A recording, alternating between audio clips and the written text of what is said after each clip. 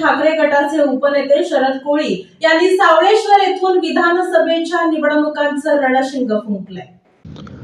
शिवसेना उद्धव बाळासाहेब ठाकरे पक्षाचे उपनेते स्टार प्रचारक शरददादा कोळी यांनी सावळेश्वर तालुका मोहोळ येथील शिवसैनिकांशी साधला मोकळा संवाद। यावेळी बोलताना त्यांनी शिवसैनिकांना विधानसभा आणि जिल्हा परिषद पंचायत समितीसाठी प्रामाणिकपणे काम करण्याचा सल्ला दिला आहे।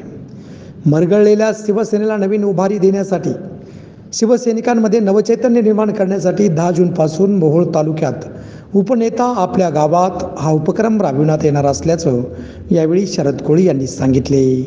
येणाऱ्या काळात शिवसैनिक आणि सर्वसामान्य माणसांची कामे करण्यासाठी रात्रीचा दिवस करणार असून काही दिवसातच आपल्यासाठी अच्छे दिन येणार असल्याचं शरद कोळी यांनी यावेळी बोलताना सांगितलं आहे। मनोज नागणे यांनी शिवसैनिकांसाठी खास विचार विनिमय बैठकीचं आयोजन केलं होतं।